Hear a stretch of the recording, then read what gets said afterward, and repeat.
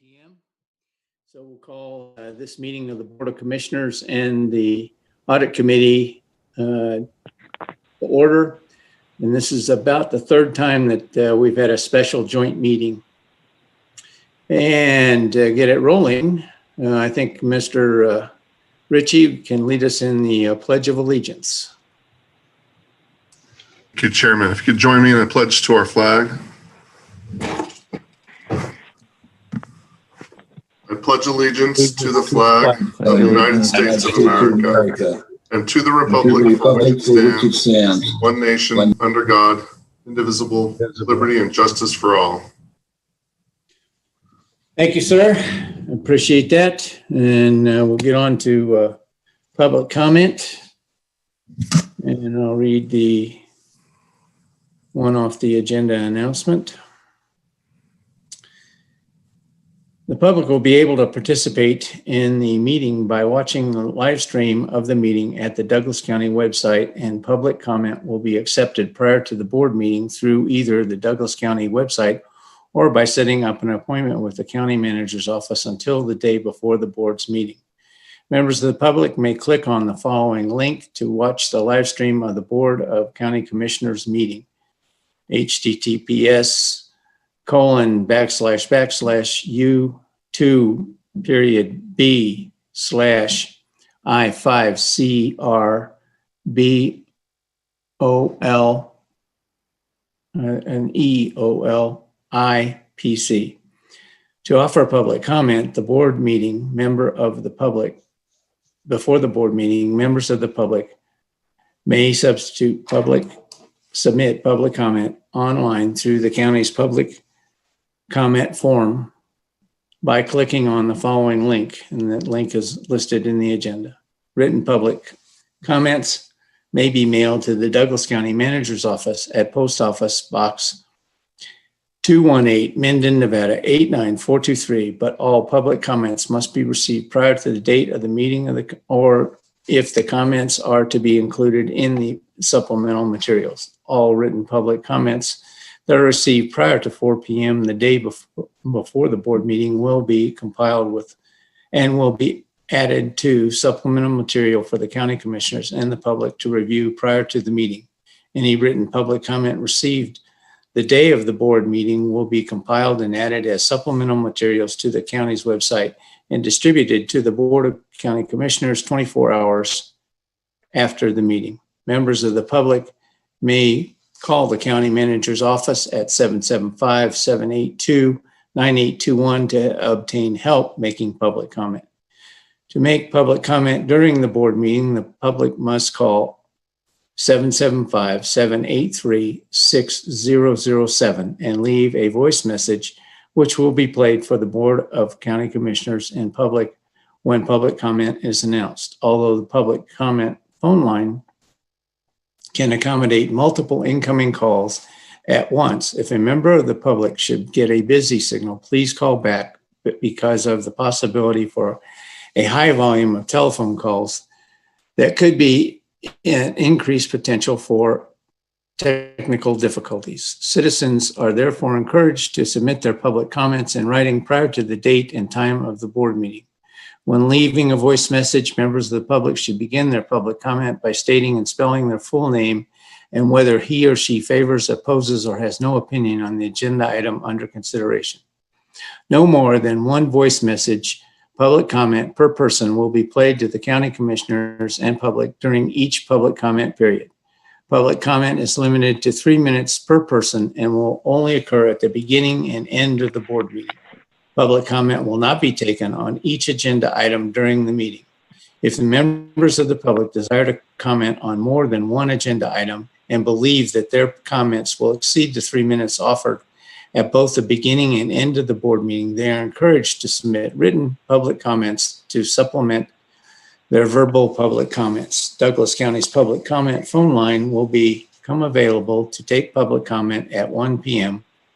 for opening public comment. When the chair calls for opening public comment, the line will remain open for at least 5 minutes and to allow members of the public to call or until the last caller has finished leaving a voice message on the county's public comment phone line. Once the chair closes opening public comment, any voice messages received after that time will be considered closing public comment. The county's public comment phone line will remain open to allow for closing public comment to be recorded as the meeting progresses. When the chair calls for closing public comment, the phone line will remain open for at least 5 minutes to allow members of the public to call or until the last caller has finished leaving a voice message on the county's public comment phone. And so public comment is now open. Do we have any public comment, ma'am? Mr. Chair, this is Amy Poole for the record. We currently have one voicemail. Voice public comment? Yes. Okay. Can you play it, please? Yes, sir.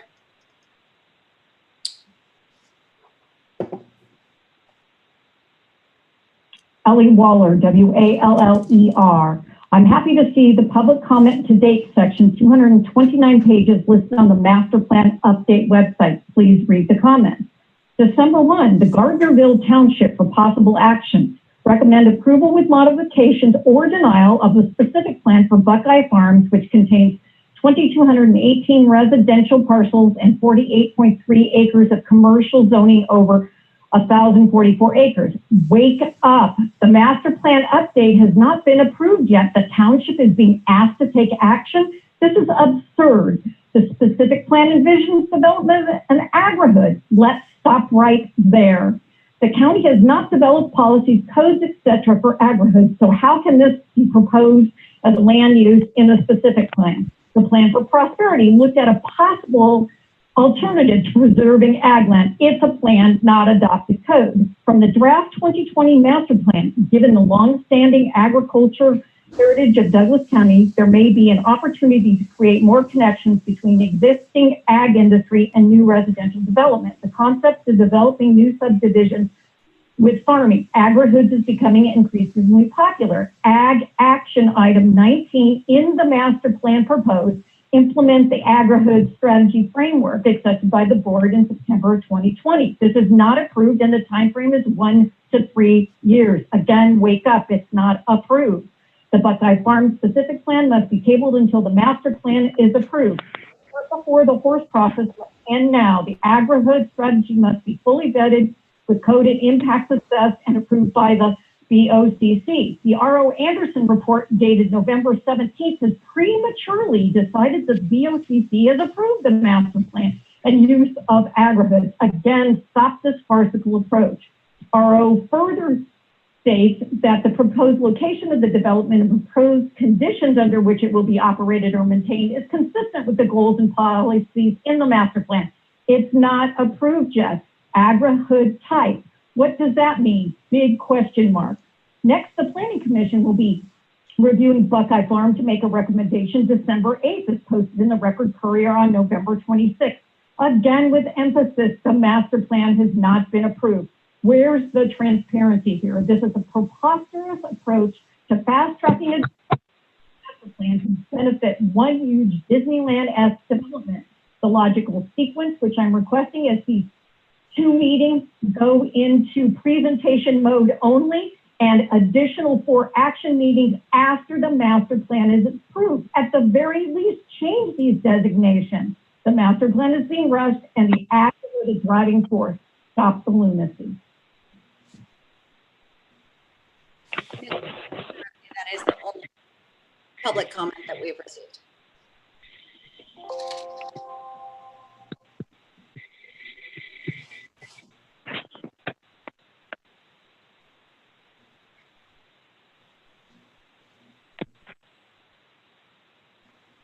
Ms. Poole, is there another one? No, sir, not at this time.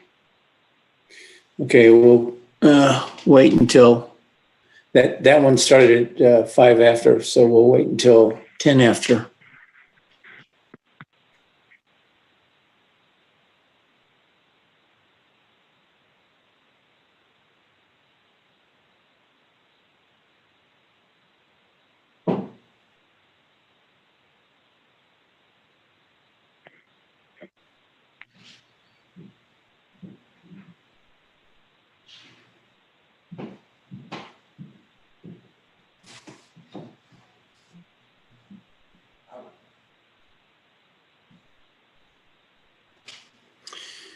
Okay, it's 10 after.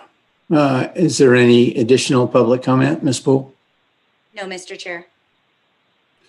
All right. Then we'll move on to our agenda.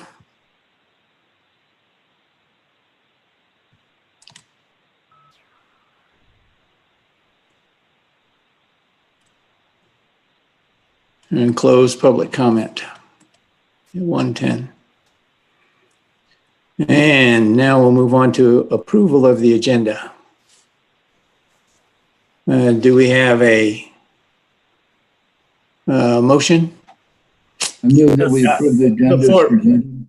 Before we get too far, let's just talk about how we're going to be working the meeting. We'll do this meeting as we have done previous joint meetings, where the 5 commissioners will vote on the matters under the agenda. Certainly we'll call for comments and opinions of the audit committee. After we get the agenda approved, what I'd like to do is call Mr. Maxwell to introduce the members of his committee, and then we'll talk about how we're going to proceed. Does everybody agree with that? Do the commissioners agree with that movement? Yes. Okay. Yes. Okay, so first we'll approve the agenda, and so only the 5 county commissioners would vote on this. So, Mr. Rice, you were about to say? I move that we approve the agenda as presented and modified by you. Second. Right, so we have a motion to approve the agenda from Commissioner Rice, a second by Commissioner Walsh. All those in favor signify by saying aye. Aye. Aye. Any nays? No nays. Motion to approve is approved, and we'll move on to the administrative agenda. And before we do that, Mr. Ritchie, do you have any comments that you want to add? Thank you, Chairman. Doug Ritchie with the Douglas County District Attorney's Office. Just to confirm that the Audit Committee sits as an advisory body to the Board of County Commissioners.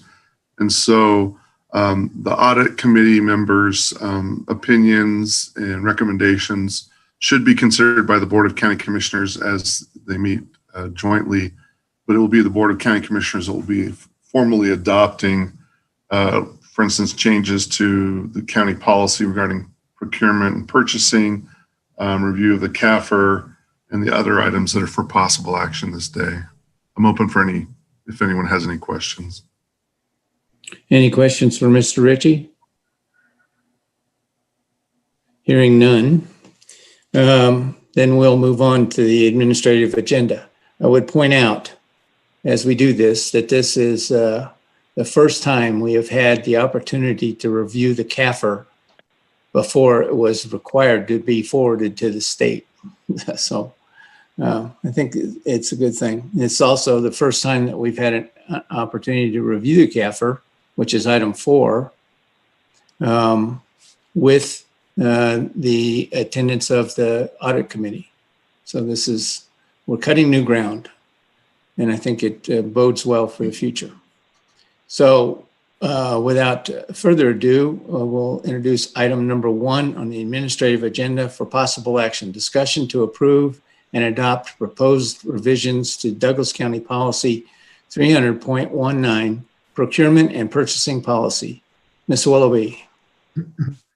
Thank you, Chairman, and good afternoon, Board and Audit Committee. This is a long time in coming. I think I've started working on this and was tasked with updating this policy probably one of the first things I was given to complete. And we're coming to you. It's basically a brand new policy. It's very clear, concise, follows NRS guidelines for 332, which governs local government purchasing. Also contains purchasing for grants, federal procurement, and public works purchasing.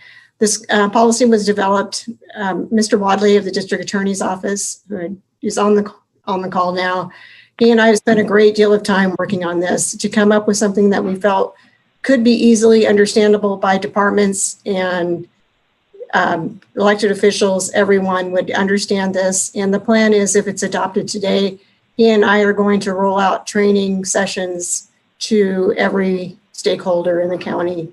That would be, so it's, if there's questions, we'll be able to answer them and make sure it's implemented, because a good policy isn't just in writing, it's how we explain it and how it's implemented. And I'd be happy to answer any questions on this. Before we go to questions, I'll ask Mr. Maxwell to introduce his audit committee members. Yes, I'd like to introduce, my name is David Maxwell, Chairman of the Audit Committee. I'd like to introduce Ms. Teresa Fronek-Rankin as the Vice Chair of the Audit Committee, and David Nelson, who is the Board of County Commissioners representative to the Audit Committee, and also Mark Hart, member at large, and Tim McCoy, member at large. Thank you for inviting us to your meeting. Thank you for attending. Go ahead, Ms. Wilby, you were going to say? Sorry. I would also like to mention this adoption of this policy satisfies both internal audit findings that were discovered during the internal control assessment, as well as findings from our financial auditors. So we look forward to reviewing this with the board and the audit committee. All right, questions from, well, first we'll start with the questions from the audit committee. Any questions from members of the audit committee? McCoy has one, if that's okay. Yes, sir, Mr. McCoy, go ahead. I went through these 288 pages of the report, and on page 88 of the report itself, it talks about monies received for the COVID-19 crisis that the counties received. And I was just wondering, is that included in this audit, or is that outside of the parameters of this audit? We can cover that when we get to item number 4. Okay. That'll be discussed.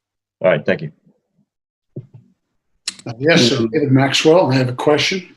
Go ahead, Mr. Maxwell. I see that the purchasing credit card, or I'm looking for a clarification. The purchasing credit card system was in the old policy 300.19. Is it gone completely now? No, it will remain as an appendix. It's currently an appendix to the existing policy. The current appendices will be attached to this policy. This just replaces the body of the policy, which is attached into your agenda. Right. Okay, so then the purchasing card program is still in existence, and it will be part of an appendix to this new 300.19. Is that correct? That's correct. I had rewritten that particular component of the policy probably within the first 6 months when I started, and so I didn't really see a need to rewrite that at this time. But I don't see it included in the 300.19, the new purchasing policy. I don't see that that appendix. It will still be attached as, and I apologize, I only included the body of the policy. It is discussed later on in the agenda, though, also. Did that answer your question, Mr. Maxwell? Well, not really, because I don't see it in the new 300.19. It's not even mentioned at all. So when is this 319 going to be updated when you include the old purchasing program? Correct. Right now there's 1 or 2 appendices to the current purchasing program that will remain unchanged and will remain appendices to this new 300.19. Okay. The only part that's changing is this main body. Well, it would have been nice to see at least a placeholder placed in the new 300.19, indicating that this will be added at a later point in time. I apologize for not including that. It seems like this 300.19 is actually incomplete at this particular point.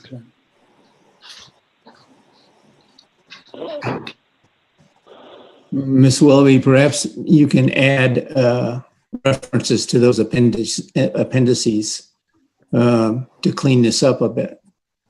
Certainly will do. Okay. Further questions? Members of the board, any questions? Okay, seeing none, then we'll move on, and we need a motion to do so. Mr. Chair, I would move that we approve and adopt the revisions to the Douglas County Policy 300.19 procurement and purchasing policy as presented, including the appendices which Ms. Willoughby referred to. So we have a motion. And who's the second? Second. Who is it? Is it Mr. Rice? No. Ingalls, I believe. Oh, Mr. Ingles, okay. So we have a motion by Commissioner Walsh, a second by Commissioner Ingles. All those in favor signify by saying aye. Aye. Aye. Any nays? No nays? Then the motion passes.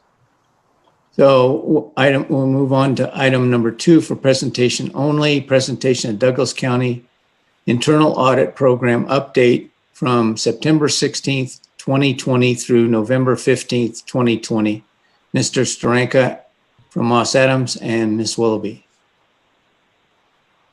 Thank you. This is Terry Willoughby for the record. This is the normal quarterly update that the audit committee hears. And with that, I'll turn it over to Mr. Starenka for his presentation. Thanks, Terry.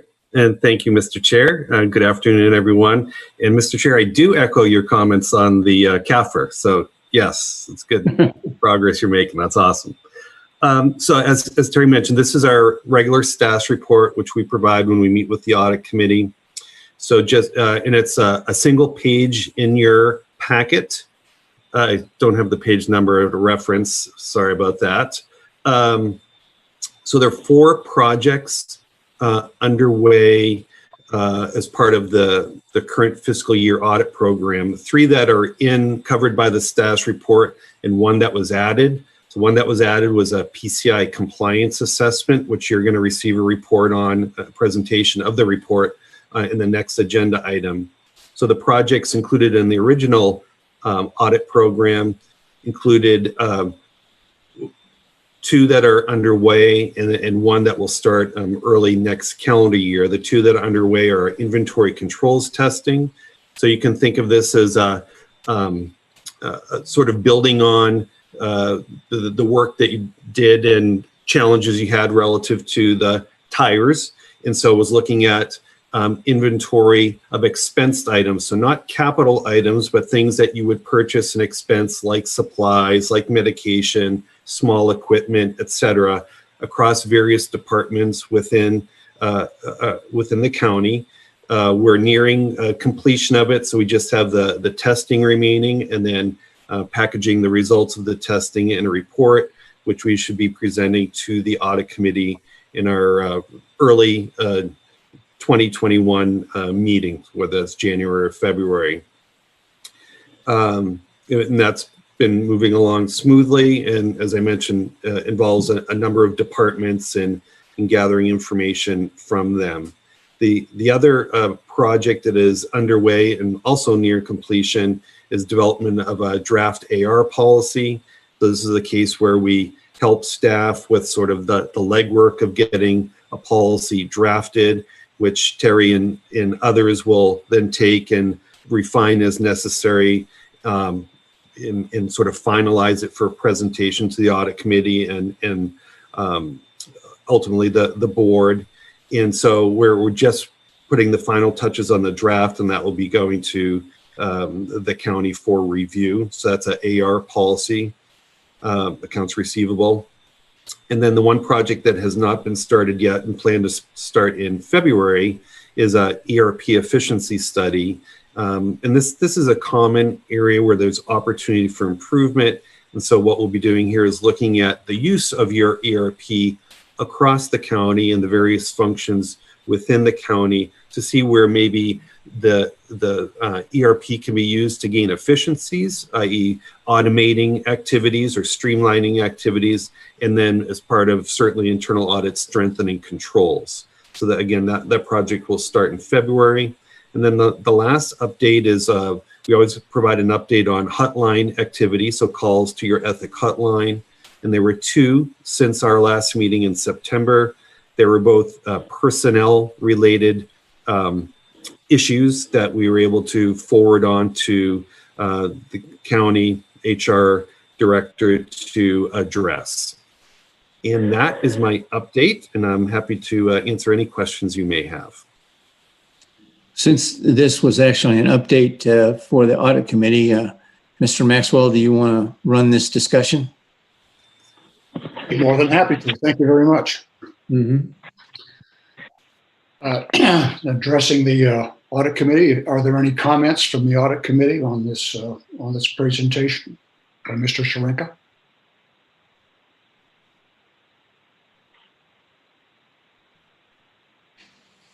Status reports aren't usually too exciting. I see you overwhelmed everyone. I know.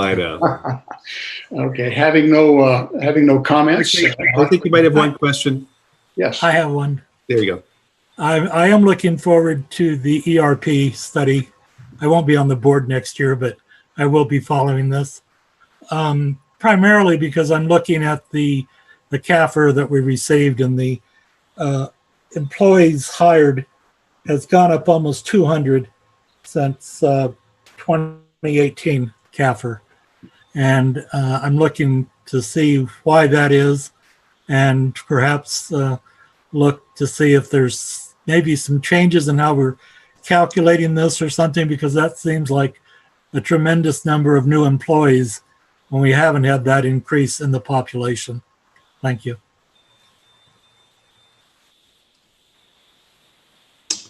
I think the other question really is for the audit committee is, are there things that you also want them to look at in future studies? Are you going to make suggestions now, or do you wait until you have a meeting to make the suggestions? Yeah, so Mr. Chair, we usually, in around May of each year, we will bring a recommended audit program to the audit committee.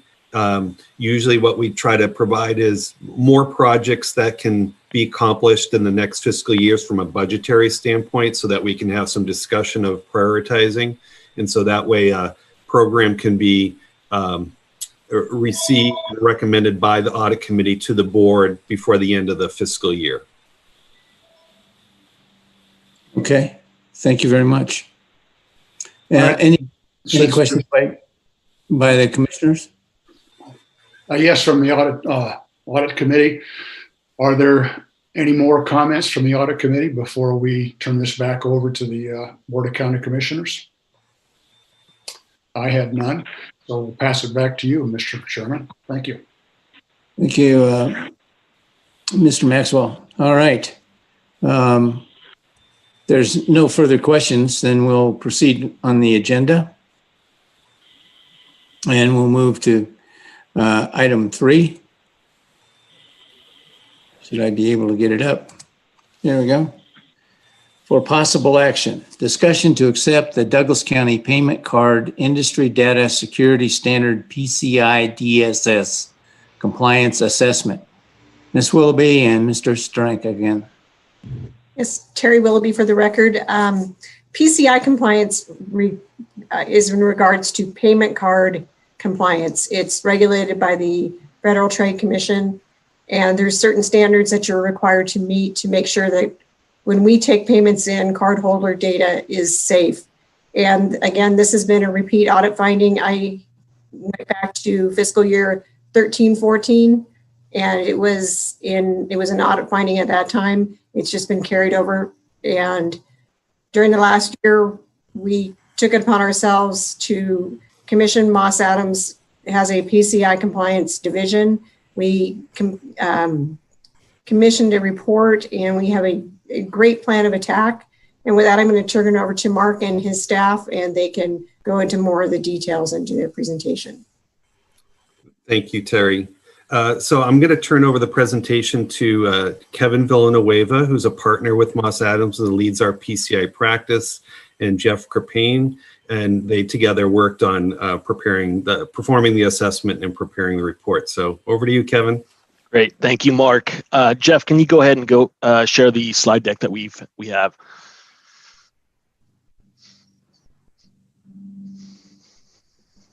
Okay, there we go. All right, thank you, everybody. Go ahead and advance, Jeff.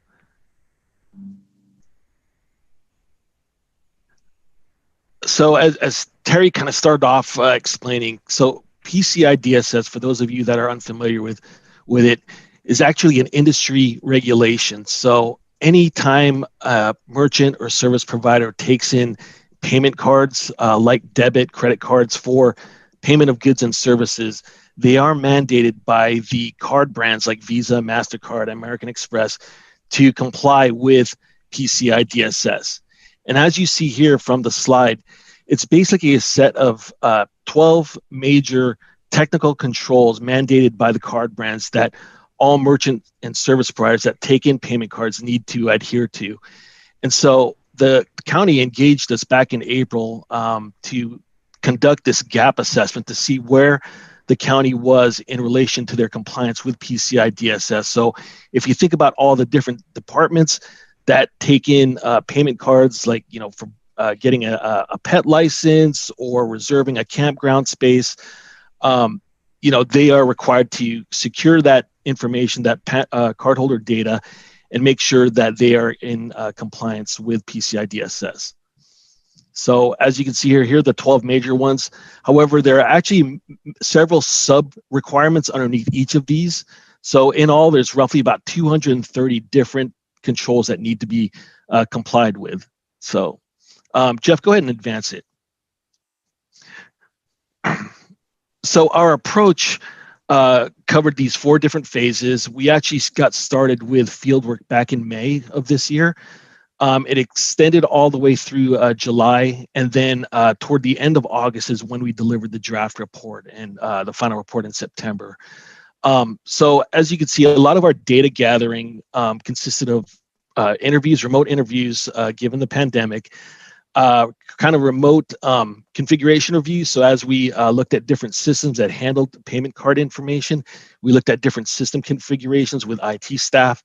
And then also collected a lot of documentation that substantiated that controls existed. Once we got all this information, we took it back to our office, analyzed it, talked it over amongst the team members, and really kind of determined where there was any misalignment with compliance or just maybe flat out non-compliance with the PCI DSS standard. And then it culminated into our report, which the county has. So go ahead and advance it, Jeff.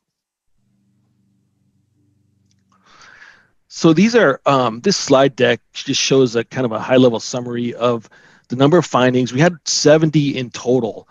So 70 out of the 200 plus different control areas that we looked at. 25 of them were rated as high, meaning it's something that the county should address in the short term, likely within the next 3 months. Medium risk ones, those were 34. Those can be addressed at a longer period, like anywhere probably between 6 to 9 months. And then the low risk findings are those that can be addressed during the normal course of business when IT staff or when county staff has time to address those. So we do have a list of high risk findings. I don't know if the county wants us to go ahead and delve into those in too much depth given the public forum that we have here, but I'll turn it over to Jeff to kind of give a summary description of what we found and kind of the county's compliance posture. So go ahead and advance, Jeff. Thanks, Kevin. So a majority of the high-risk findings or findings in general that were identified are directly attributed to the cardholder data environment not being minimized or isolated from the rest of the county network. So PCI really emphasizes having a limited scope or a segmented network specifically designed for this payment processing. And due to an open network and the PCI environment kind of being part of the overall county network, it expanded the scope to encompass all of the county systems.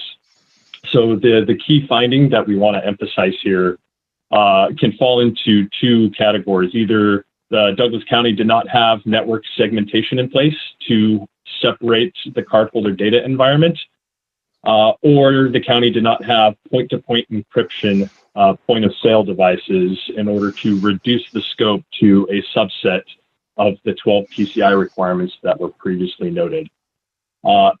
So based on those two recommendations or high-risk issues, there are others that will need to be considered as they're impactful to the county and to PCI compliance.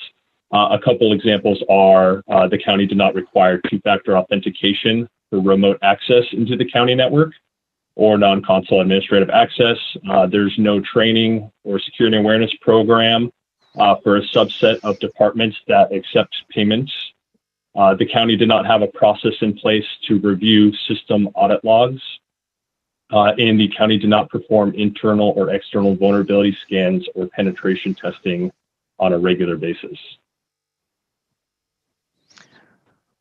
So overall, as you can see there, you know, the county would be at this point deemed non-compliant.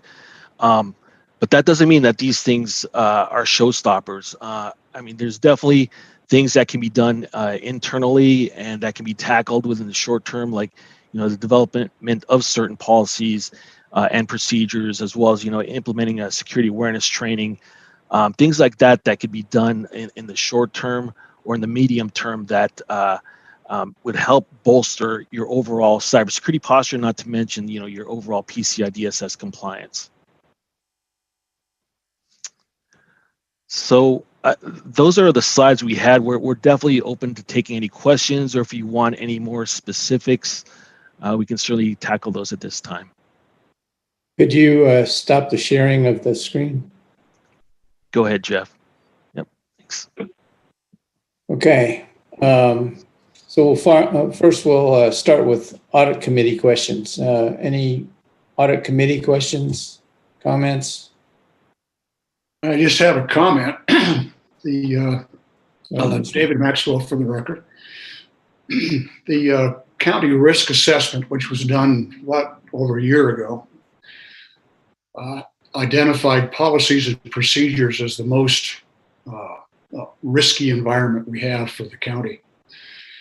And the card handling process is part of our overall internal controls. And I asked the question of either Jeff or Kevin, says just generally, how serious do you really think this credit card handling is handled in the county? Overall, are we high risk or a medium risk or a low risk?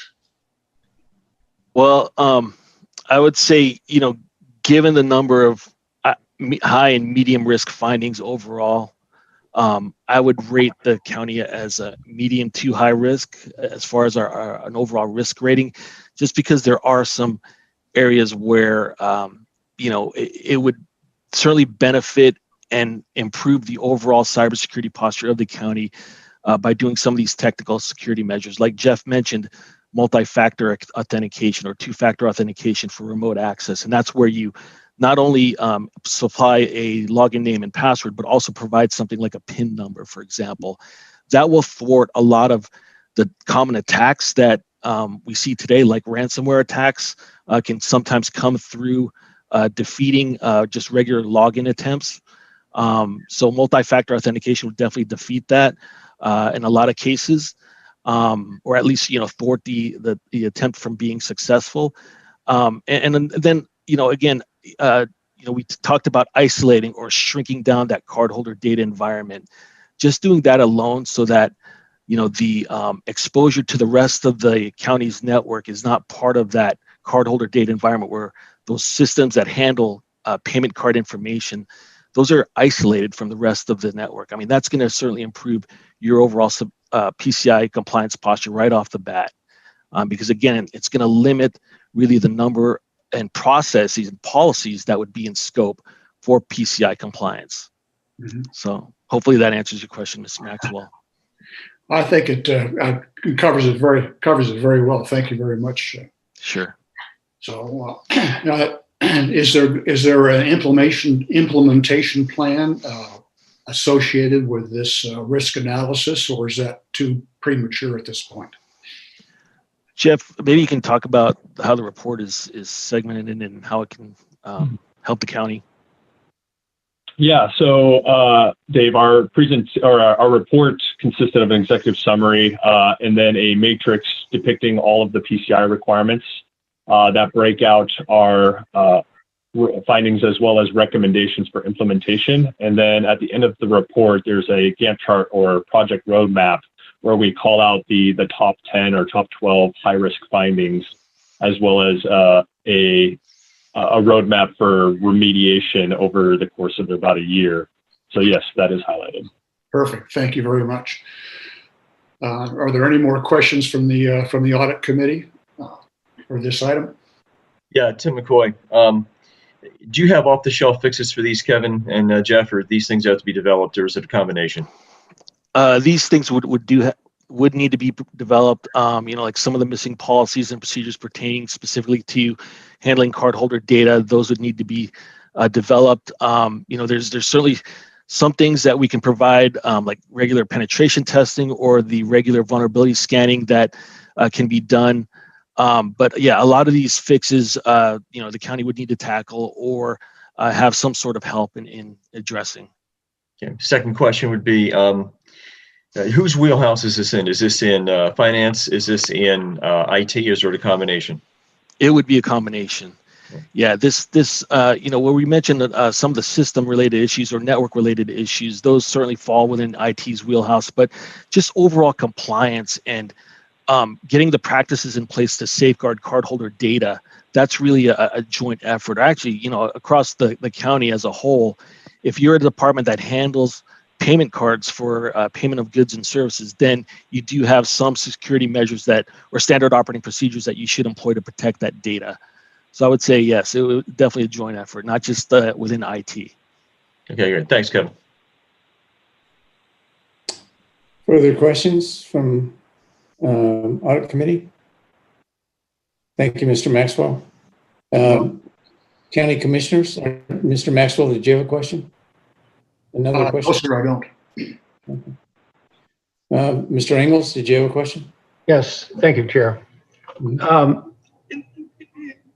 In your observations in the presentation is excellent, and it's recognized how important to watch these vulnerabilities.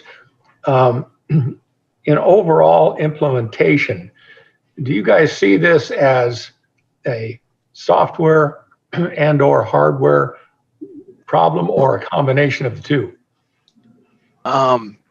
I would say it's a combination of those, and even more so, Mr. Engels. I mean, it's people, processes, policies, as well as technology. So some of our high-risk findings, like I mentioned earlier, the use of two-factor authentication. Of course, that's a technological remediation to address this one of these issues. Other things like development of policies and then standard operating procedures. That doesn't have anything to do with software or hardware, but it has something to do with how to make sure that your internal processes around handling cardholder data are indeed, following best practices, have security in mind, and things like that. So I would say it's definitely more than just hardware and software, but again, people, processes, policies, as well as the technology aspect. Further questions? Commissioner Rice. Mr. McCoy pretty much covered the main question that I had, which is this a IT problem or a problem of the finance department? But my question is, what is the next best step that we can do to resolve this? So as Jeff had mentioned, we did include a Gantt chart remediation roadmap as part of our report. It would really behoove the county to really look at those projects that we recommended. They are prioritized in terms of the overall risk rating that it presents to the county. And so those, 10 or 12 different projects to address the gaps in compliance, those are the things that you should tackle really kind of sequentially. I mean, there's definitely some that you can do simultaneously, but they're ranked in high risk, high, medium, as well as low priorities. So again, looking at that Gantt chart and looking at the list of remediation projects that we recommend, that would likely be the next step. Further questions? Commissioner Walsh and then Commissioner Nelson. Yes, thank you. Just a comment. I mean, with the conversation that's going on nationally today with fraud all over the place, I really want to say hats off to the county for getting their feet wet and getting this underway. And I appreciate Moss Adams' presentation, very thorough, and I have a much better understanding of the issue, and I hope we can get it squared away sometime soon. Thank you. Thank you. Mr. Nelson. Thank you, Chair. This is kind of a crazy question, but would a VPN be something that would be used in this network to keep it more private? So VPN is a type of remote access technology. I believe the county already has that in place for for employees who want to access the county systems from their home, as well as connect from their home environment. I imagine that the county is leveraging that pretty heavily now, given the pandemic and the work from home environment. So the VPN is actually just a remote access type of technology. Okay, thank you. Yeah. I have two questions, Mr. Villanueva. The first is, you talk about cardholder security. We seem to have two different kinds of PCIs, if you will. We have, for instance, in our water system, all the users can supply a card that they can charge against, that the county can charge against for those bills, so that everybody doesn't have to mail it in, and you're obviously familiar with that. Then the second kind is the kind where we send people out to buy things using a county credit card. The 10 of us on these two commissions are not familiar with that aspect of it because we don't have any. So by eliminating the 10 of us, they do control some of it somewhat, I think. But I think the problem is twofold. You have the personal credit cards somewhere that you got to secure that information. And I think you've talked about that. You also got to secure the other part of the information, which is the county credit cards. On top of that, what we're trying to do is have a secure network. We have a tremendous amount of security in the network, but it always seems to have a hole in it somewhere. My concern is creating an entirely different network just for the credit cards. A lot of times my experience has been that if you're not uniform in your application of these networks, you run into people that can't program it correctly. You run into people that can't troubleshoot it correctly. And so you end up having stovepipe organizations that just focus on that. And we've tried to get away from that. So is there a way within the network that we have to come up with a program that specifically monitors the credit cards, both types, but uses some of the same hardware, maybe even software that we have? Is that possible?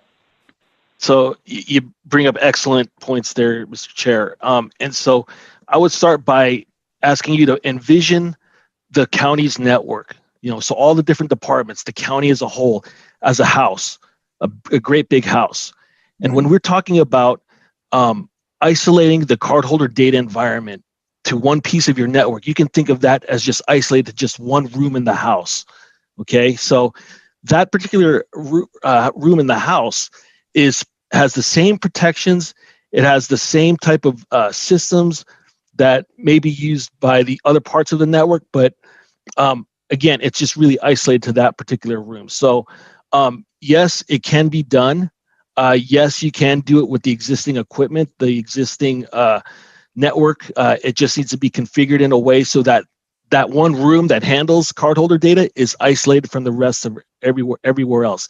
So it's not necessarily a situation where you're going to have to buy all new network equipment.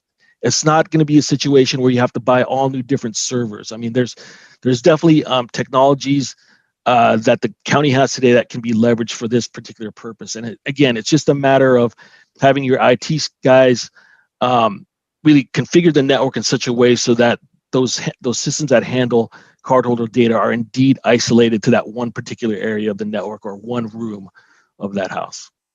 Thank you for that answer. And then the second part of my question is that it would seem to me, and this is for the board members, it would seem to me that part of our direction would be that the audit committee take up these issues and prioritize them using the roadmap that's already developed in the Gantt chart and make recommendations on how to proceed so that we can do the things that are low-hanging fruit that they mentioned and get that process already going. But I would think that's clearly in the bailiwick of the audit committee and the CFO working together to implement the fixes. Does anybody on the board see it differently? Or do you agree? I certainly agree with that, Mr. Chairman. Yes, I think that would be a perfect fit for us. Okay, and Ms. Willoughby? Terry Willoughby for the record, and this is really a joint effort with the Treasurer's Office as well. Kathy Lewis is on the call because they really receive the money. So right. I'm responsible for overseeing money going out. We are working together on this and would be happy to work with the audit committee on resolving some of these issues. Yeah, okay. Any comments from commissioners on what I said? Mr. Ingalls, you looked like you were going to offer a comment. No, it's headed in the right direction. They recognize what we've got to do, and we just start to have to move forward because the property taxes are already taken online. So, and maybe other things. At any rate, the problem has been recognized, and that's the starting point. Thank you. Thank you. Any other comments? Well, thank you for your presentation, Mr. Villanueva, and I don't see Mr. Kripney. Did I say that right? Kripney, close enough. Okay, Kripney. I got close. Okay. There are many versions. Yeah. Too many vowels. All right. So we'd be looking for a motion. Do we have a motion? I would move that we accept the Douglas County Payment Credit Industry Data Security Standard (PCI DSS Compliance Assessment) as presented. Second. We have a motion by Commissioner Nelson, a second by Commissioner Walsh. And this vote is for the commissioners only. All those in favor signify by saying aye. Aye. Any nays? No nays? All right, the motion carries 5-0. I want to thank both Moss Adams and the CFO and the audit committee for getting this up and getting a resolution started on this. So thank you all. Good work. Thank you. It's coming. All right. Now we get to move on to item number 4. For possible action, discussion to review and accept the Douglas County fiscal year 2019-20 comprehensive annual financial report, otherwise known as the CAFR. Ms. Willoughby. Thank you, Terry Willoughby, for the record. Presentation is strictly on the CAFR. The audit findings, management letter, and single audit will be brought back to you at a later date. There were delays in issuing single audit guidance from the federal government this year because of CARES Act. So with that, I'm going to turn it over to David Showalter. He's a partner with Eide Bailly, and he'll go through his presentation, and I have a presentation after that. Okay. Good afternoon. Good afternoon. Thank you. David Showalter with Eide Bailly, and good afternoon, board members and audit committee members. I'm going to share my screen here, and just give me 1 second.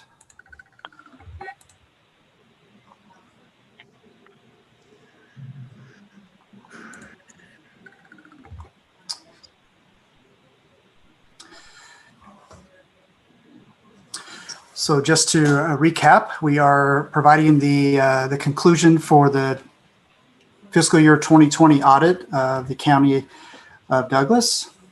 And let's see if I can advance these slides here. There we go. So my name is David Showalter. I am the partner on the engagement.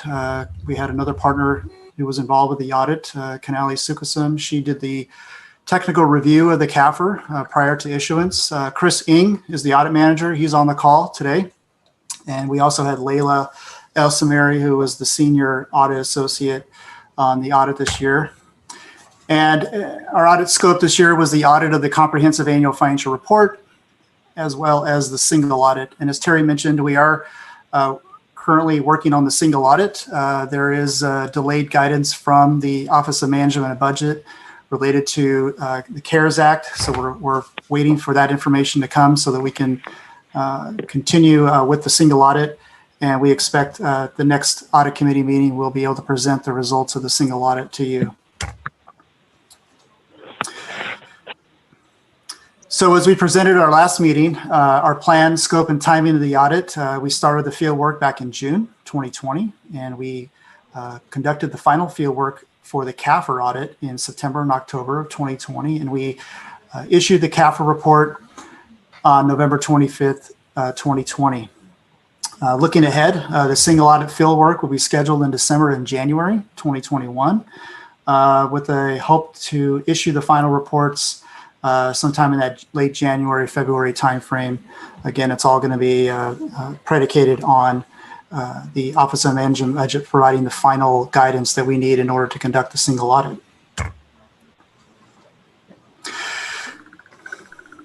So our responsibility with the audit includes obtaining an understanding of the county and providing an opinion as to whether the financial statements have been prepared by management and are presented fairly in all material respects in accordance with generally accepted accounting principles.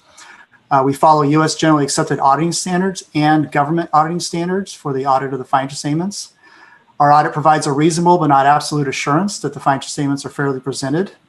And our audit does not relieve management of its responsibilities of the fair presentation of the financial statements. And then for the single audit, we will be expressing an opinion on compliance with each of the major federal programs when we present that to you at the next meeting. And the summary of the audit results for the CAFR audit is that we rendered an unmodified opinion on the financial statements, or we can call it a clean opinion. The opinion is on page 15 of the PDF document of the report of the CAFR. And there is an opinion paragraph that specifies that in all material respects, the financial statements are fairly stated. So we have a clean opinion on each of the opinion units within the CAFR document.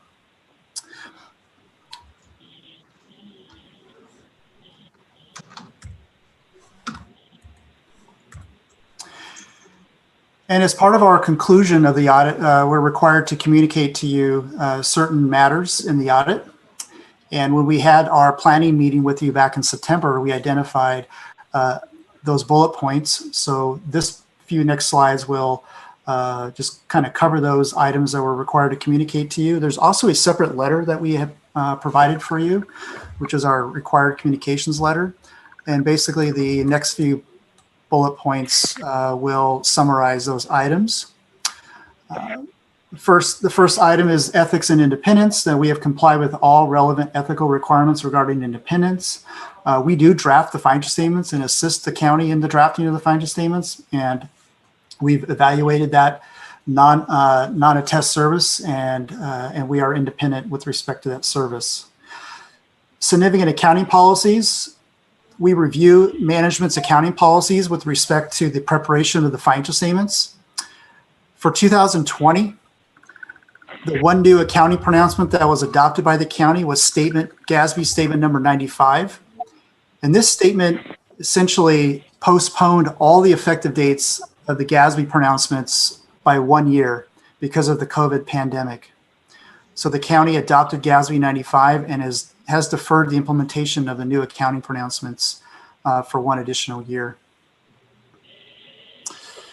Significant accounting estimates included in the financial statements. Our responsibility is to gain an understanding of those estimates and to ensure that those estimates that management is determining for certain account balances is reasonable with respect to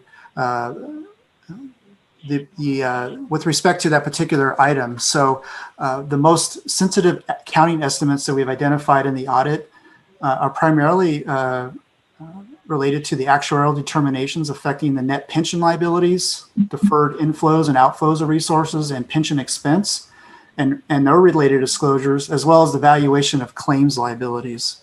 So each of those areas requires significant judgment, and the county does rely on specialists to provide those estimates with respect to the liabilities for pension and OPEB and the claims liability.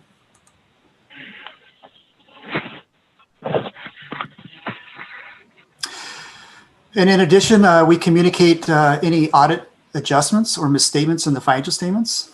And for this year's audit, we did have a few adjustments. There was one corrected adjustment, and there were 2 uncorrected misstatements noted in the audit related to revenues and liabilities.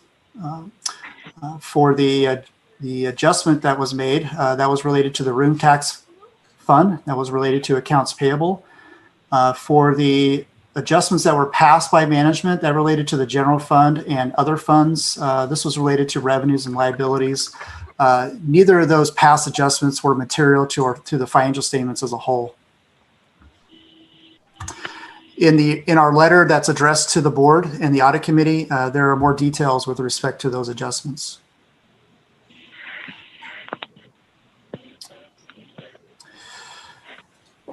With respect to consultations with other accountants, we're required to communicate to you whether management consulted with any other accountants. And as far as we know, there were no such consultations. We had no disagreements with management and no significant difficulties with respect to the audit.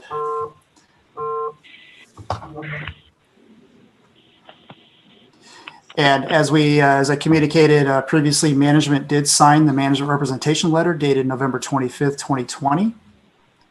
And I do want to point out that we're very pleased with the way the audit went this year and all of the help that Terry and her team provided for the audit this year.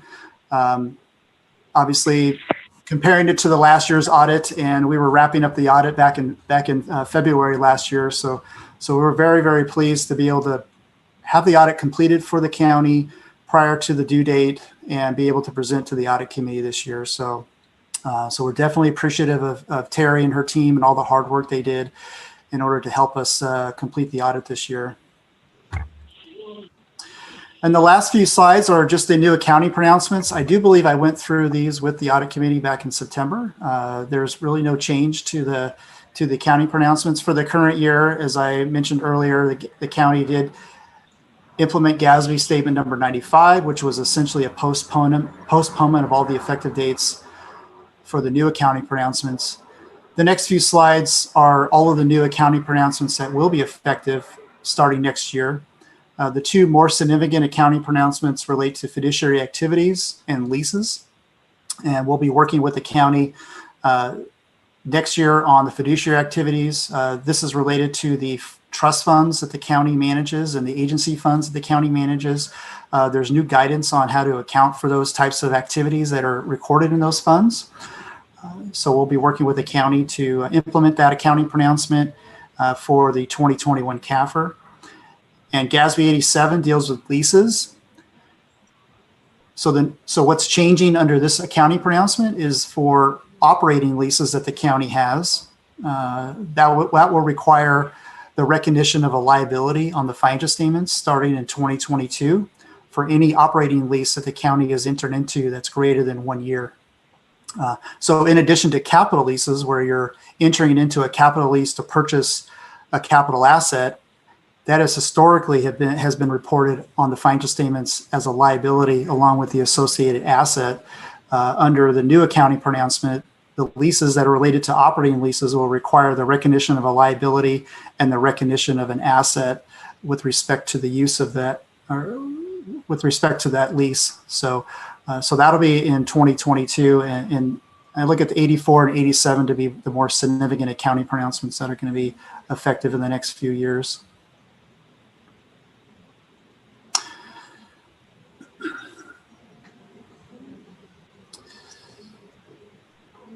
So with that, are there any questions? Let me see. Mr. Question. Go ahead. Yeah. What federal guidance delayed the single audit on the CAFR this year? Yeah, sure. So every year, the Office of Management and Budget releases what they refer to as the compliance supplement. So the Office of Management and Budget oversees the single audit each year and provides guidance to external auditors on which particular programs are subject to single audit, as well as the associated audit steps and programs that we are required to follow when we audit those programs.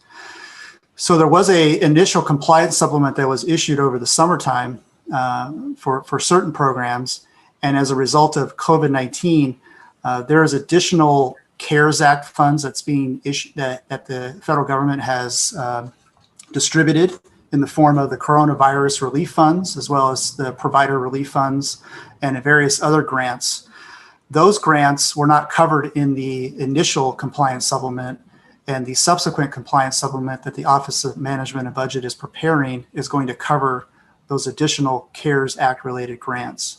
So until that guidance is released, that'll allow us to review that information to determine what impact it will have on the county single audit.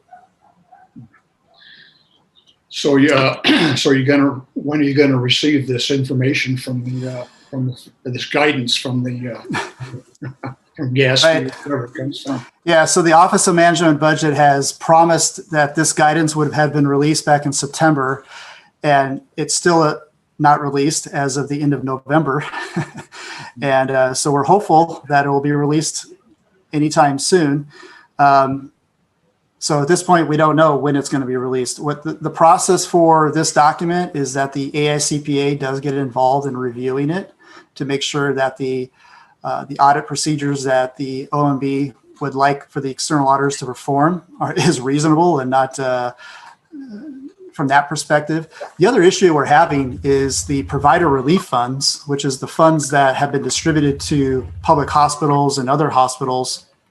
The Health and Human Services at the federal level has changed the guidance on those funds seemingly every month for the last 4 or 5 months, and changed the use of those funds dramatically.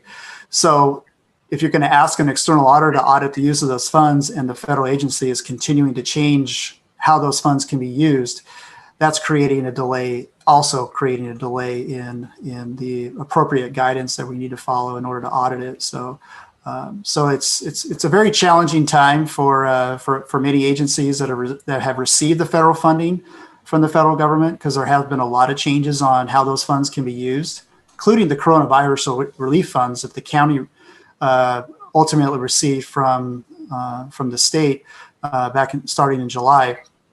Those funds have also undergone significant change and interpretation on how those funds can be spent. And ultimately, there has to be a line drawn in the sand, if you want to call it, to say, okay, at this point in time, we're not going to go back and change how those funds can be used. So I think the Office of Management and Budget is probably working with all the federal agencies to tell them to stop changing the way that these funds can be spent. So, well, in my feeling, the most important part of the single audit is the statement of findings, some 20-odd findings at the county level. And I guess you're not going to do the single audit field work until next month, I think. So when are we going to actually be able to publish a complete CAFR? I mentioned you're going to bring the single audit to my committee January probably, or sometime early in 2021. But I guess we're not going to post anything to the, or will we? Will we post a partial CAFR to the website? Or are we just going to wait until early 2021 and publish it then with a complete CAFR? I guess, yeah. The real question is when are we going to post a complete CAFR on our website? Any ideas? Terry, is that a question you want to? I will address that. Terry Willoughby for the record. The CAFR is the Comprehensive Annual Financial Report. It is complete and it will be submitted to the state this week. The management letter and the audit findings will come with the single audit and will be presented both to the board and the audit committee, with the audit committee hearing that first. So we would expect those will come. It's part of the compliance work of the single audit, so those will come at that time. So will the state accept an incomplete CAFR from Douglas County? It's comprehensive annual financial report. In my experience, we've always issued a separate single audit that was not included in this CAFR. I don't think the CAFR is considered incomplete at this point. Oh, I see. Okay. Not complete when you don't have the single audit attached to it. In our experience, the single audit is typically not included in the CAFR document. It's typically a separate document that stands on its own, but does complement the financial statement audit as well.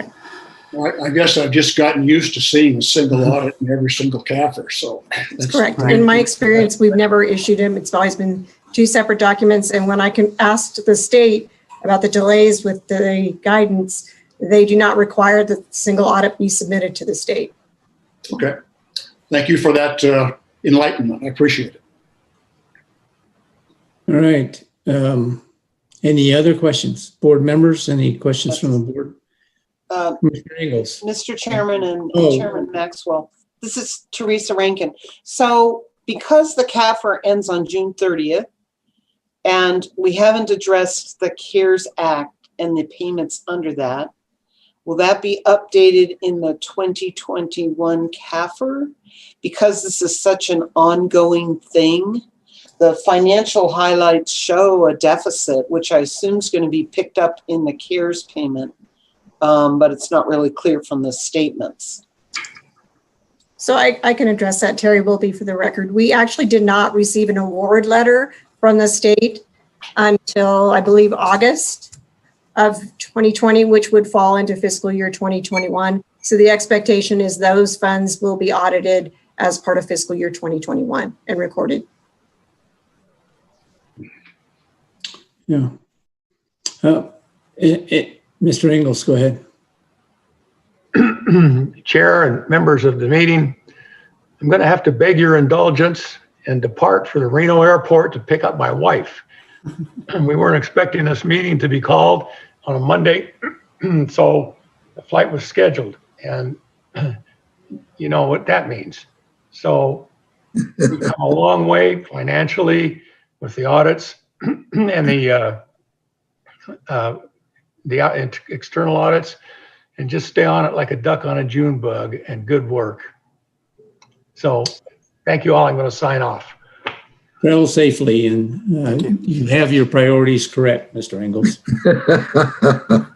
Yeah, I don't want to get in trouble. Yeah. All right, folks. Mr. McCoy, did you have a question concerning the CARES Act? I did. Thankfully, it was answered from the presentations in the following discussion. Thank you. Okay. Now, Ms. Wilby, you had an additional presentation you were going to make? Yes, thank you. The floor is yours, or the video is yours.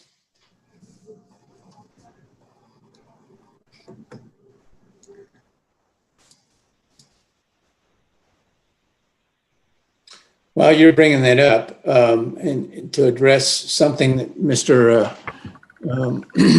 Maxwell was kind of going around, I would like, and I think it's prudent in the future to somehow get the report even earlier than the 30th, because the 30th is the deadline for us to forward the CAFR on.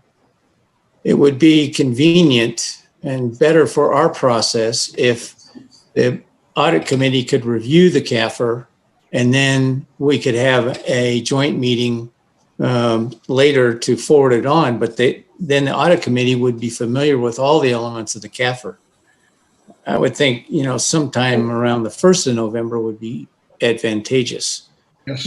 If we could move it up and then put that process into work, and especially for next year, and that'll be part of the new board's deliberation. I agree. That would be a wonderful thing to happen. It takes 5 to 6 months to put this CAFR together. I'm sure there's a lot of work involved with it. And I haven't ever seen one that actually came in earlier than December. It's a tremendous amount of work. Ms. Willoughby, would there be any chance in tightening up the schedule on the CAFR so we can get it through an audit committee and through a BOCC before deadline? Question. Terry Willoughby, for the record, that's certainly the goal, is to get it.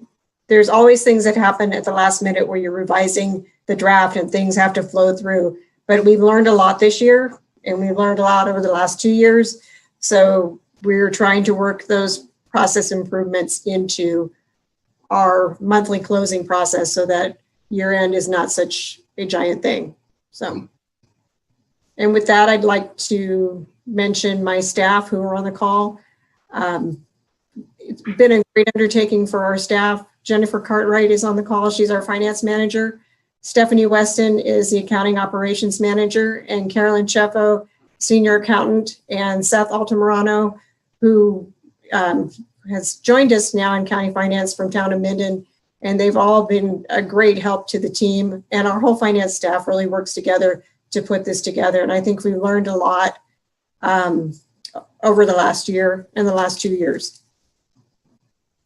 I hope we've learned enough. Well, maybe we might be able to tighten up the schedule between we'll see. We have several, as Mr. Showalter mentioned, we have several new GASB statements to implement next year too. So those things all take time. So we will do our best, sir.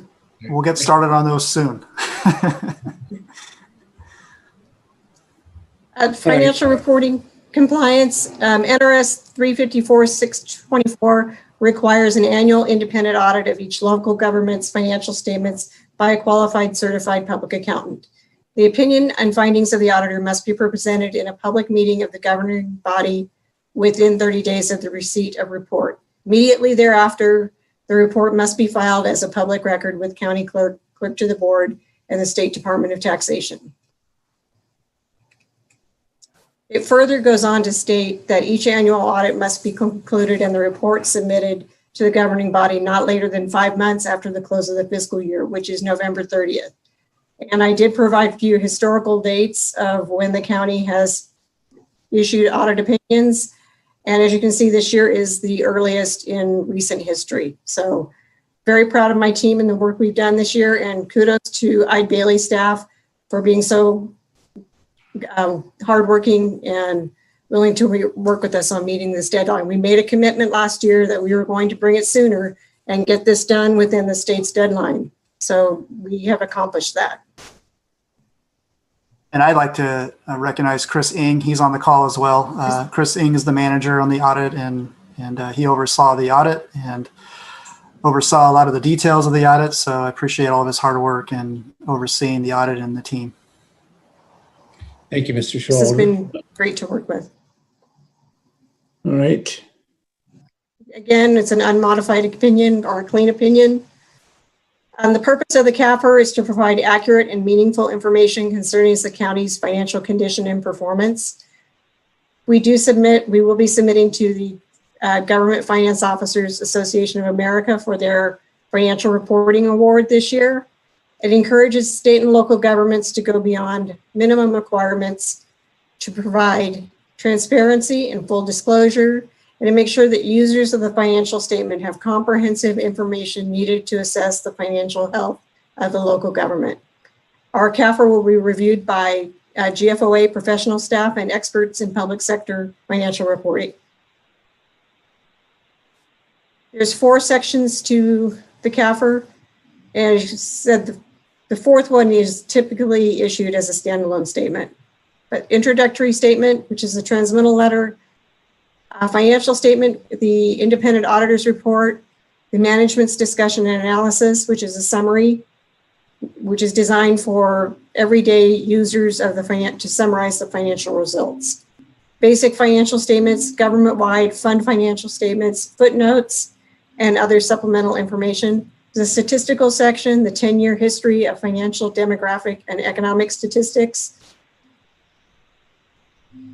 And as Mr. Nelson pointed out, and I had actually taken the full-time equivalent chart in the statistical section and revised it, and I guess it didn't make it in the final draft because I couldn't tie some of the earlier information to what I believed was correct.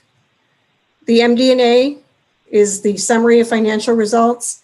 It's a narrative introduction, an overview and analysis of the financial statements, condensed comparative data from the government-wide financial statements, an overall analysis, fund analysis, budgetary highlights, information about capital asset and debt administration, and other significant factors that are relevant to the county. Basic financial statements government-wide brings together information for the entire reporting entity, brings together information previously spread among various funds and consolidates it into one statement, brings together information that was previously reported on different reporting methods. Government financial was modified accrual. Other funds like proprietary funds like water utility were done on accrual basis. The government-wide brings these statements together. Fund financial statements, governmental funds, proprietary funds is your enterprise and internal service. And again, the notes to the basic financial statements, which provide more detail and background to the numbers. Financial highlights, you can see a comparison between the 2 years. Our current assets have increased on a county-wide basis. Capital assets have increased.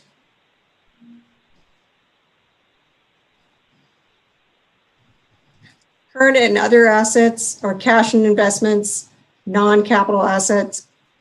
Capital assets increased 4.3 million.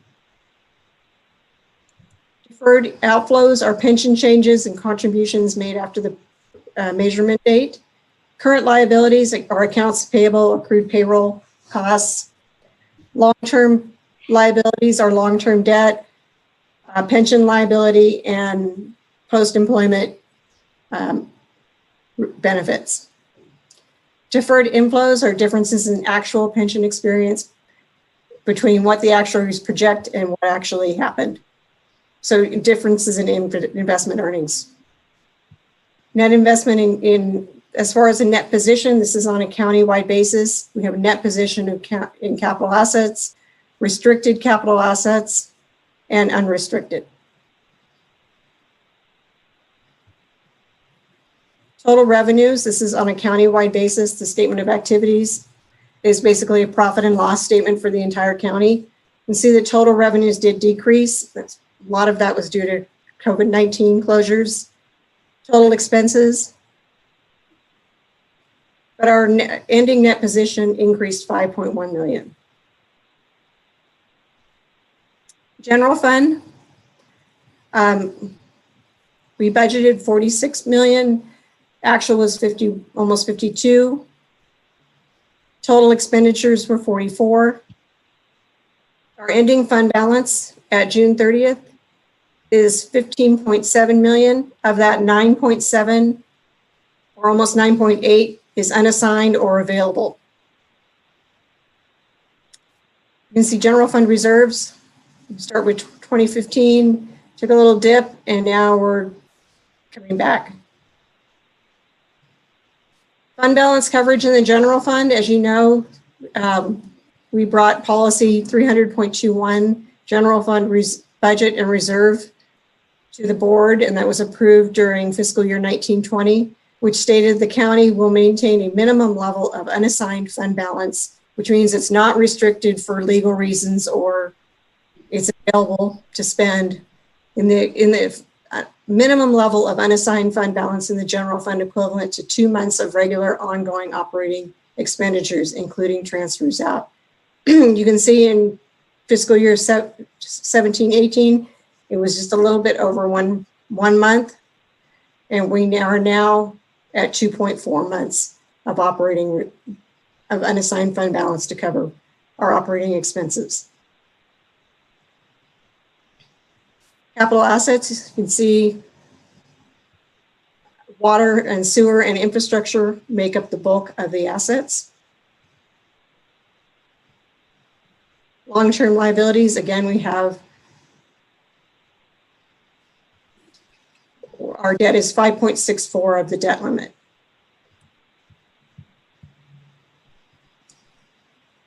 Summary of the auditor's results, again, as Mr. Showalter mentioned, unmodified, and there were 2 uncorrected and corrected misstatements that were listed in the communication in your packet. I'd be happy to respond to questions. All right. Who wants to lead off with questions? We'll take questions. Mr. Maxwell, do you have questions? No, I don't have any other questions other than I've discussed before, but I might ask my committee members if they have any input at this point.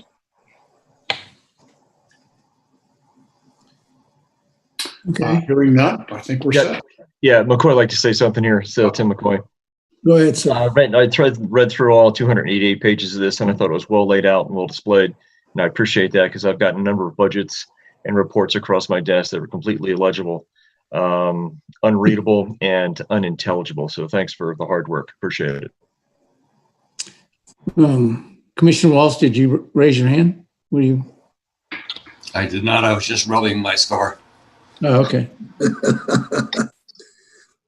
Commissioner Rice. Once again, Ms. Willoughby, you have presented us with a audit or a report that's easy to read, easy to understand. And my comment is at the beginning of this year, when we first went into the pandemic, we were all very concerned about the loss of revenues for Douglas County. It would appear to me that we, more than some other counties, have been able to do this quite well and come out, but looks like ahead of where we were last year. Is that correct? It is, and I think we had great leadership on this from the board and our county manager on holding spending. We held positions, everything was reviewed. I reviewed pretty much everything over $5,000 that was spent in this county during the still. So we had department heads that we joined together and were fiscally conservative, and everyone realized how serious it was. It may sound trite, but thank you for what you do. It's really appreciated. Mr. Nelson, do you have questions? Not a question, just a statement. I got this last Friday and have skimmed through it. I haven't been able to go through it the way that I would like to and hope to, and probably will be doing that regardless of if I'm on the board next year, which I know I'm not. So, but I'll be around and I will be talking to you about this CAFR, I'm sure, as we move forward. Thank you. And we will be bringing a PAFR back to the board. That will be next. I know everyone likes the easy to read PAFR, but anytime, if anyone in the public has a question or a board or audit committee, feel free to call me and ask me about something that's in the document. I'm more than happy to talk about it.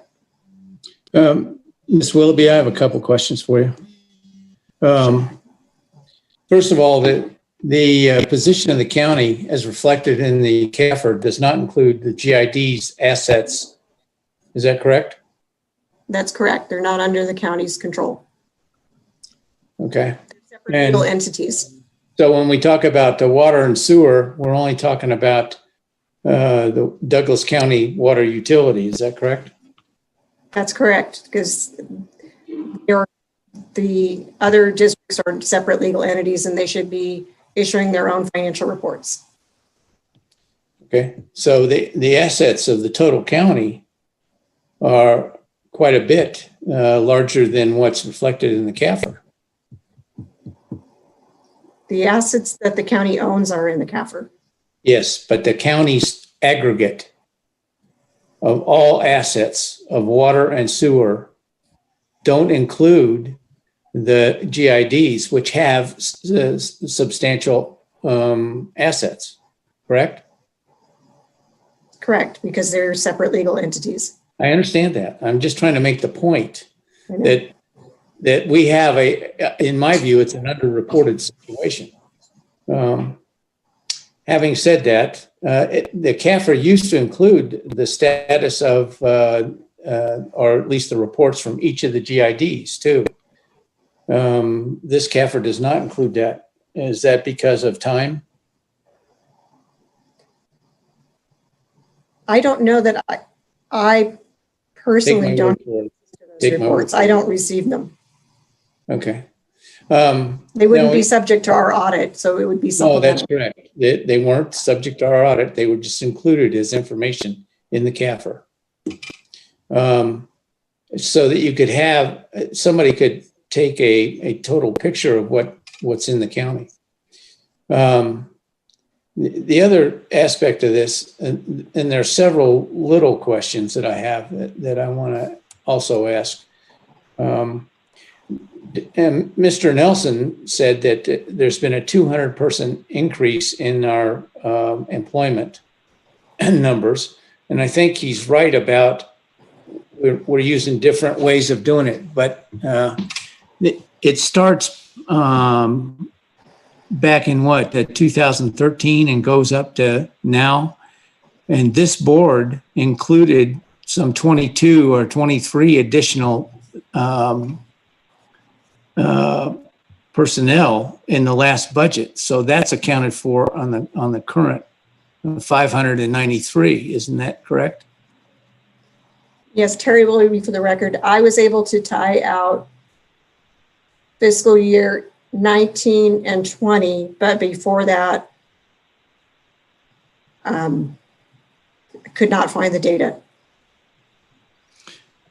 Yeah, I think that comes from the fact that they don't know how to account for full-time, part-time, and specifically in the community services environment where they have a lot of full-time people that are really not full-time. I mean, they're full-time during the months they're working, but they're not full-time for the year.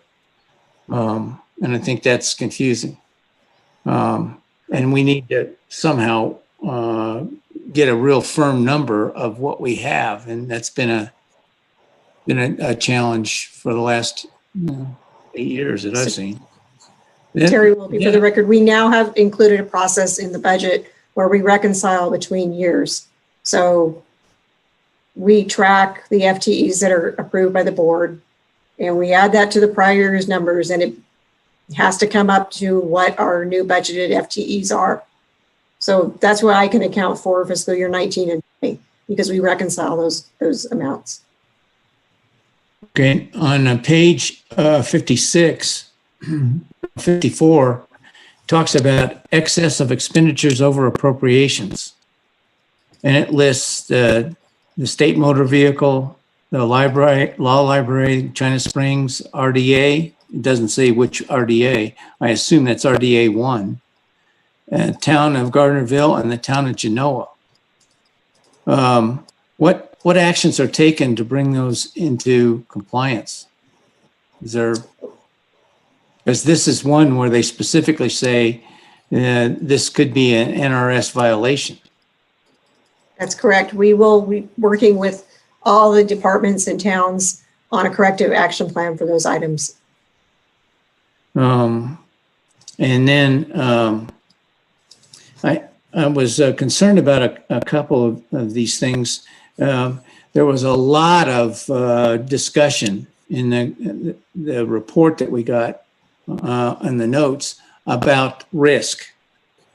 And there was a question, I think the auditors brought up about, should we reduce our risk direction? That I think has to come from the board to in a discussion with the treasurer. Is that not correct? Terry Willoughby, for the record, part of this would include, obviously, it would come from the board. The plan is to bring a full risk plan to the board. We received our first actuarial study on the self-funded workers' comp for this audit. And so that is, you'll see the first time we've recorded a liability for the self-insured workers' comp. So we want to bring a full picture of our claims liability back to the board to disclose the funding during this fiscal year. Well, this isn't talking about that. This is talking about investment risk. What the treasurer has shown a great increase in investment income. And now the auditors said that looking forward, you may not want to have that much risk. This is the way I read what they had to say. You may not want to have that much risk looking forward because the economic outlook is that there's probably going to be some slowdown.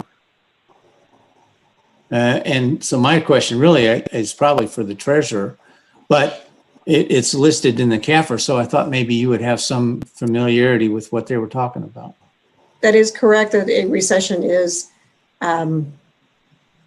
expected to be forthcoming, and I will be working with the clerk treasurer on that. And as part of when she brings the investment policy, I would expect that would be part of the discussion. Okay, and there is a risk committee, our bond committee, I can't remember which one. They are supposed to be an advisory committee to her, and they're supposed to include a business person. I think there's 3 people on it. I don't know if that's working, but you might want to recall that, or maybe even the audit committee can talk with them. But I think that's something that's appropriate at this point, especially given the recommendation by the auditors. Then there are 2 items that didn't quite make sense to me. The first is on page 67, it talked about leasing a vac truck from that was charged to the Public Works. And we appropriated money to buy a new vac truck. So why are they leasing a vac truck? Do you know? I don't know the answer to that question, but I'll find out. It's a capital lease where they would purchase it. I will find out about that. And then on page 72, I'm sorry. Who was asking the question? I can't look at both. Carolyn Chaffo, for the record. The leased Mack truck was the one that was leased a few years ago that we did. It was a capital lease. The final payment was made just in October of 2020. And so I think Public Works intends to sell that one because it wasn't meeting our needs, which is why we purchased the new one. Okay, thank you. You're welcome. On page 72, it talked about debt, and somehow it lists Washoe Barton Medical Clinic bond that we funded. I don't understand why did we do something for Washoe Barton Medical Clinic? It's on page 72. The packet page? Or yeah, the packet page, and it's page 72. Got that one too. That's conduit debt. That's conduit debt. It's not debt of the county. My understanding is that the way it works, it's so that they can get the tax-free benefits of the bonds when they're issued. And so we just report the amount each year. So it's kind of like the Nevada rural housing, where we let them take our cap on that. it is Terry Willoughby, it is conduit debt. It's issued pursuant to NRS 268. It's not an obligation of the county. We're just, again, allowing them to issue. We approved the debt in April 2013. Okay, and then the big question is, you said there's approximately 9 million that's unassigned and available, and then it goes down to 4.5 million, I think. Are those considered funds? What's that term that I really dislike? Greater than anticipated? Either one of them or both of them? It's going to be greater than, so part of that we've already planned for this is the general fund. So the general fund by policy has to have a balanced operating budget. So that money is, you set by policy that you would have 2 months of operating reserves in that $9 million. So some of it would be, obviously you're over 2 months, so some of that could be available. Okay, and what is your estimate of what would be available for the board to start with? 4.5 We'll be bringing million? that back to you very shortly, sir, as part of the adjusted opening fund balance. So should I contact the various directorates to find out what they think it is? Well, I will do the policy where you can't use it except for one time. Yes, right. Use reserves for one-time capital purchases or special items in the general. There's already people, I'm sure, planning on they should have projects that are one-time funded, and they should be able to bring those forward. But that's going to be a question for the new board's budget. Correct. And one of the things with the augments this year, we have asked departments to segregate their requests into categories such as, is this one time, is this an operating need that's going to be ongoing, or is it a one-time item? So you'll see some of that differentiation during that presentation. I probably won't, but I understand what you're saying.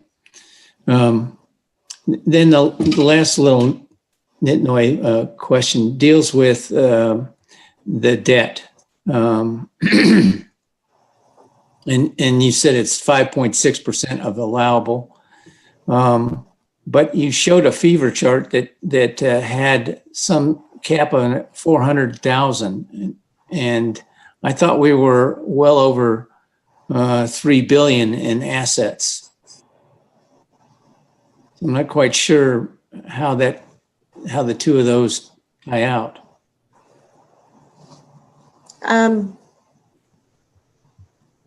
So the legal page it's on. Calculated using assessed property value.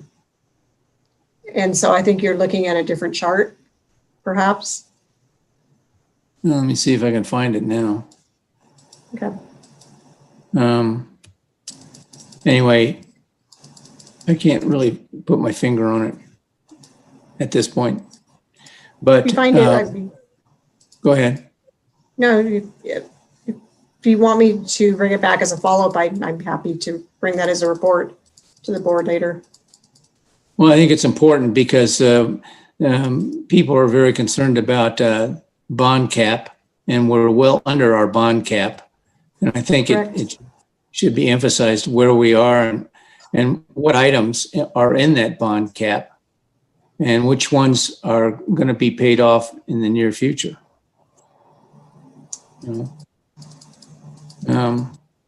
The other part of this in terms of that bond cap is the 16 million that we're borrowing for the Cave Rock system and other little water systems improvements.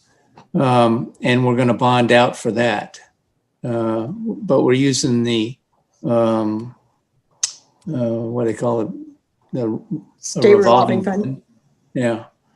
Now, is that paid for? What kind of bond is that considered to be? Is that a revenue bond? It's a GEO bond. It's a loan that's in the form of a bond. It's on Thursday's agenda. Yeah. And will that go to the total bond debt? It'll be part of our debt. You know, and that will be reflected. Question? Huh? Carolyn? Yes, it will be included in those totals. Okay. And it is a revenue bond, is that correct? Yes. Go ahead, Carolyn. Sorry. I just said yes, it is. Okay. All right. Even though it's a general obligation bond, and if it were a general obligation bond, would it therefore be more appropriate to be paid out of the general fund? No, the enterprise funds bonds are all guaranteed on the revenue of this, either the water or sewer system that they're related to. Yeah. Okay. Correct. Thank you. All right. Further questions? Okay, seeing none, I'll bring this back to the board for action. And we're looking for a motion. Yes, sir, Mr. Chair, I move we accept the Douglas County fiscal year 2019-20 comprehensive annual financial report as presented. Second. So I have a motion by Commissioner Walsh. This is a vote for the commissioners. We have a motion by Commissioner Walsh, a second by Commissioner Nelson. All those in favor signify by saying aye. Aye. Aye. Any nays? No nays. The motion carries. All right. Mr. Chair, let the record reflect that it was a 4-0 vote. I'm sorry, 4-0 vote. Thank you. Thank you. Let me get my agenda back up. I believe that takes care of the activities that we had scheduled on the agenda. It's going to take me a second to pull back up. I had all these screens open. I beg your indulgence.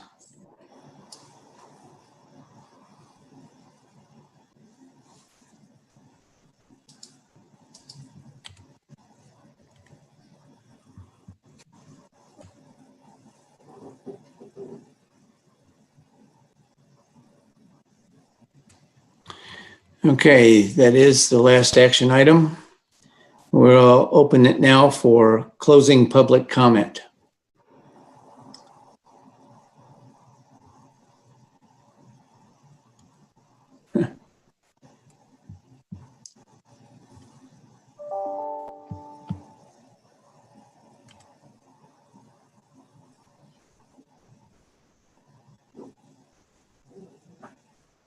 And where is our controller? I don't see her on there. Mr. Chairman, Yes. Where are you? right here. Oh, there you are. Okay. Ms. Poole, have we received any closing public comment? Mr. Chair, Amy Poole for the record. At this point, we have no closing public comment. Okay, it's 2:49 and we'll wait another 5 minutes for individuals to call in. So at 2:54, we will, if we don't receive any, we'll adjourn, but we'll wait. Let's see, Mr. Cates actually joined us. Or at least his picture did. I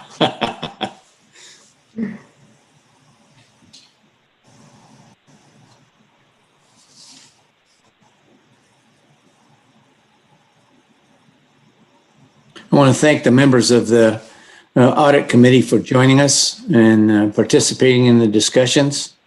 It's good to get to know you all, and it's even better to get your views on how things are going. I appreciate that.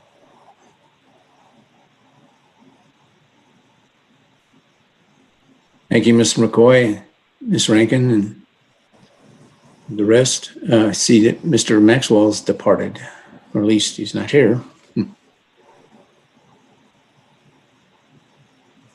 Our pleasure. Thank you, sir.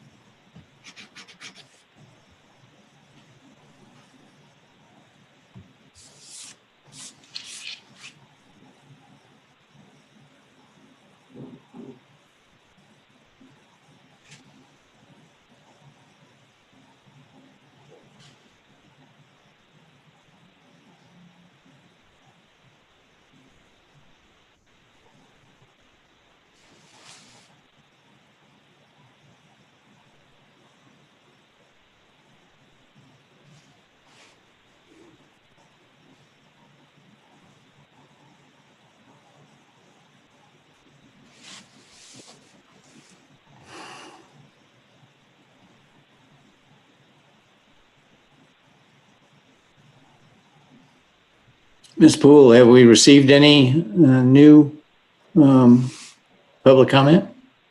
No, sir. Well, in terms of thank yous, so I think we should also thank Mr. Showalter and Ms. Wilby for job well done, on time, on budget. Thank you. That's good. That's good.